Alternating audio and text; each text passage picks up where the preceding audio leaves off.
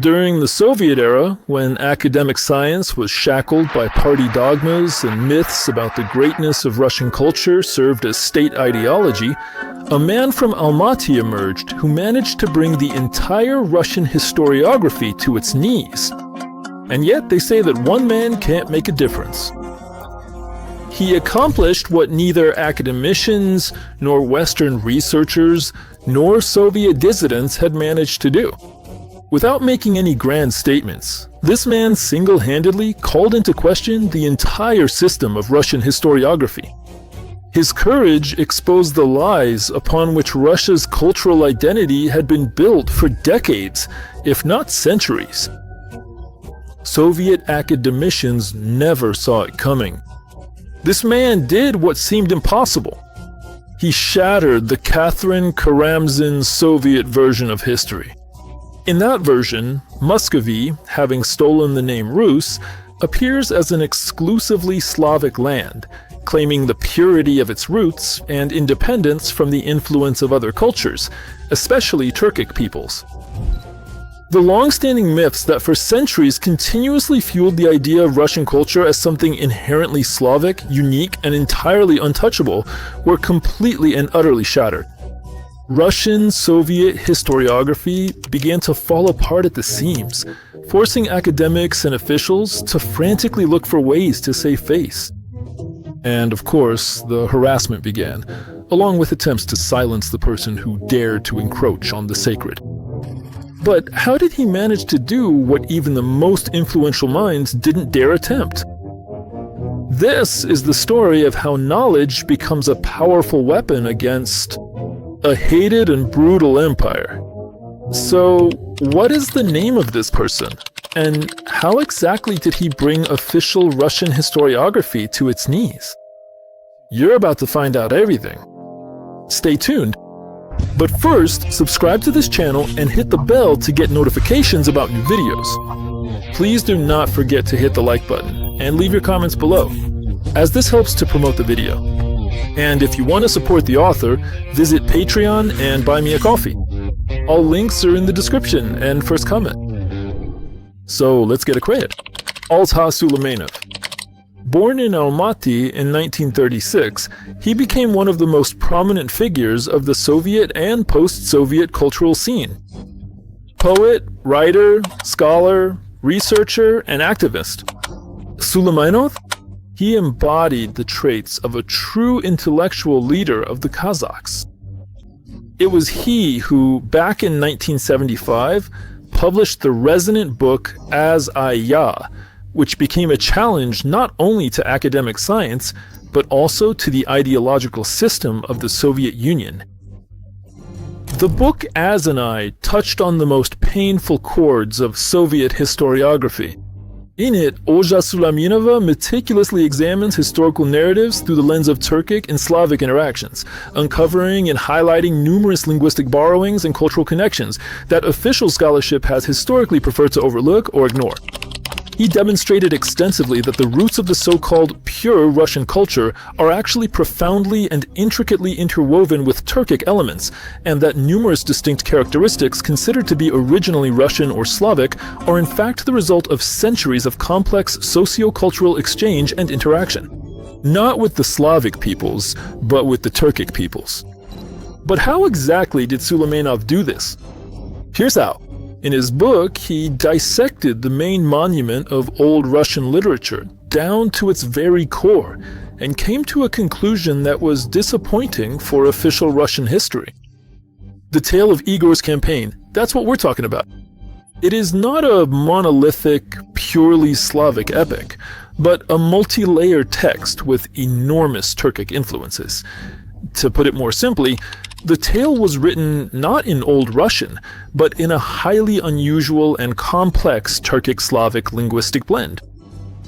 Suleymanov successfully demonstrated that Muscovy, which deliberately appropriated the name Rus, was never the singularly unique and purely Slavic state that traditional Russian historians tried to portray it as. In actual historical reality, Muscovy was compelled to ensure its own survival by borrowing and through extensive cultural exchange with its neighbors, most notably and significantly the Turkic peoples, from whom it absorbed many key elements of its unique culture. This truth dealt a crushing blow to the myth of Muscovy's Slavic purity and uniqueness, a myth that had been preached for decades as the foundation of its identity. So, what exactly are we talking about? Wrote Suleimanov in his book. What exactly made Soviet academics and party ideologists so angry? The thing is, he started to analyze the tale of Igor's campaign, but not in the way everyone before him had done. Where academics saw a heroic epic about Slavic unity, Suleimanov saw a blend of cultures, languages, and borrowings. He approached the text from the perspective of a Turkologist and immediately uncovered a ton of interesting nuances that Slavic scholars prefer to ignore. Let's start with probably the funniest example from the text. Darishkash and a whole bunch of chickens. For many years, this phrase was a real puzzle for translators. Some observers tried to interpret the chickens as actual chickens, while others came up with various metaphors. But the whole situation turned out to be much simpler, and significantly more prosaic. Chickens in this specific context are not birds, but rather structural walls. Among the Turks, the word kura meant fortification, wall. The construction of this word is transparent from the word kur, meaning build, erect. That's it. No chickens, just city walls. But for Russian historiography, admitting that a Turkic term ended up at the heart of the old Russian epic was like swallowing a bitter pill. Or, for example, Dibri Kasajun. Russian researchers racked their brains trying to figure out where these places were. These mysterious debris and what Kisan means. There were suggestions like Avrar Kisani, Debri Kisani, and interpretations were offered from the Serbian lexicon. Suleimanov, however, claimed that this is how the author referred to iron shackles, Tamir Kisan. He relied on a variety of dialectal names for iron. Temur, Temur, Timur, Temur, Tamir, Teber, Demir, Timur, Timer, and so on. No mystical forest, just ordinary shackles, which, by the way, were a common part of life back then. And what about the skinny tool? In the chapter Sviatoslav's Dream, there are these lines. They scatter swords and tules, the filthy in the great council, pearls on the neck and darkness of pleasure. Ah, those skinny tules, which, according to Soviet translators, were worn-out quivers, symbolizing decline and defeat. But if you look at it from the Turkic perspective, everything becomes clear. In Turkic languages, tula means widow. The skinny tules are not quivers at all, but rather thin widows mourning the fallen warriors. It's about tragedy, sorrow, not some pitiful quivers. The full phrase was translated by Suleimanov, like this. The skinny widows of the filthy pagans shower me with large pearls on my chest and caress me. According to Suleimanov's translation, the line is full of Turkicisms. Talkovin, Kalkpagan, Zhenshug, Kipchak rendering of the Chinese Yenchu. The bird Garazda, which deeply perplexed many translators of various historical eras, who rendered it as an exceptionally swift and rapid bird, thanks to Suleimanov became Karas, that is, a rooster in Turkic.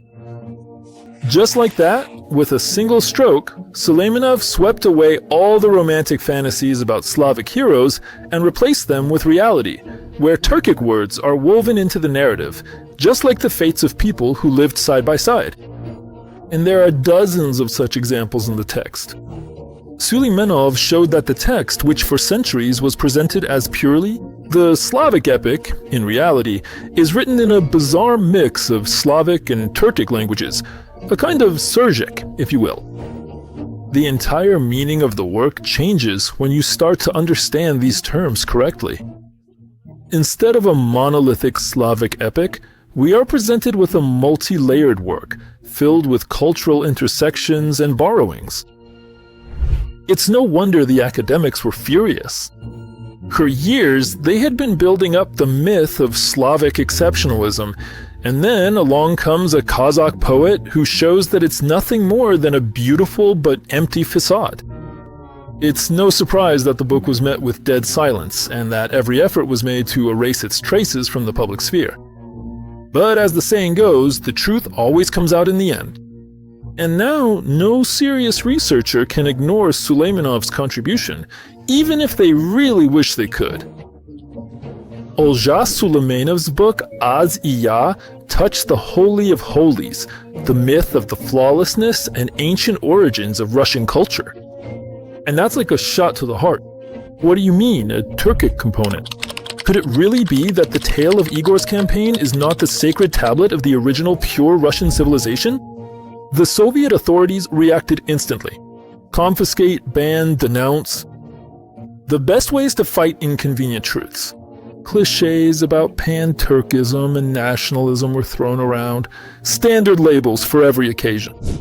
The academic circles weren't far behind, jolted by this abrupt awakening. After all, Soviet historians had grown used to basking comfortably in the glow of their own invented righteousness. And now, right under their noses, they're handed something that completely overturns their beliefs, Turkic influences in Slavic texts.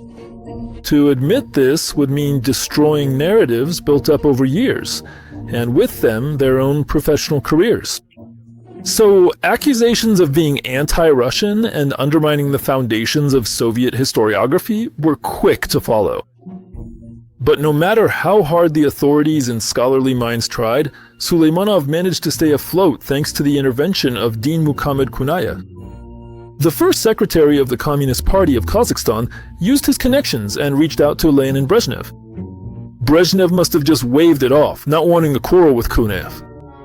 In the end, Suleymanov got off with just a severe reprimand, and the book was simply banned.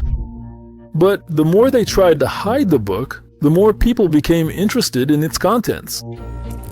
The book, Az-İya, unexpectedly became a catalyst for national awakening in Kazakhstan. What they intended to brand as heresy turned into a symbol of rethinking their own history and cultural heritage.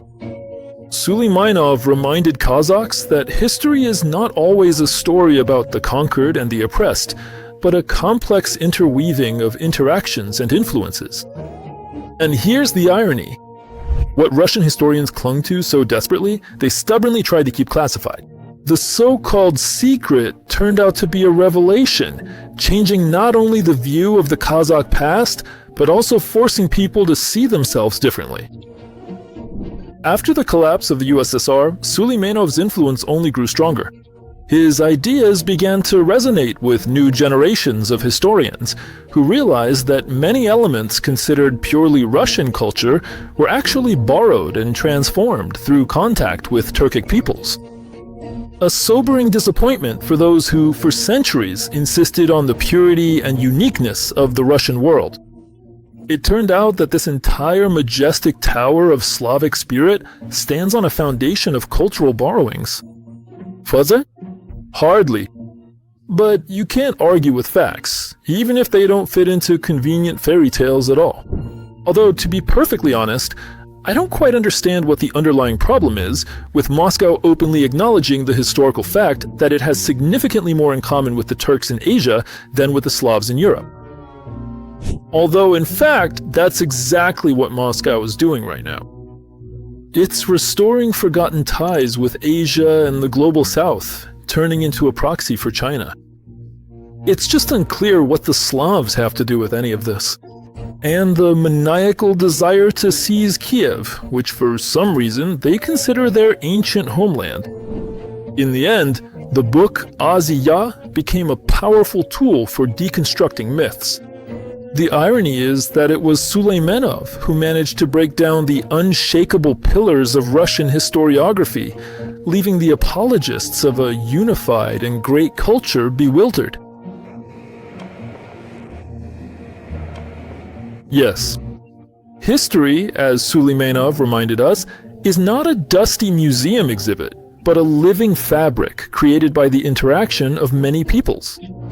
And the more Russian historians desperately hold on to their illusions, the more painfully apparent it becomes. The truth will eventually emerge, sooner or later, whether they like it or not.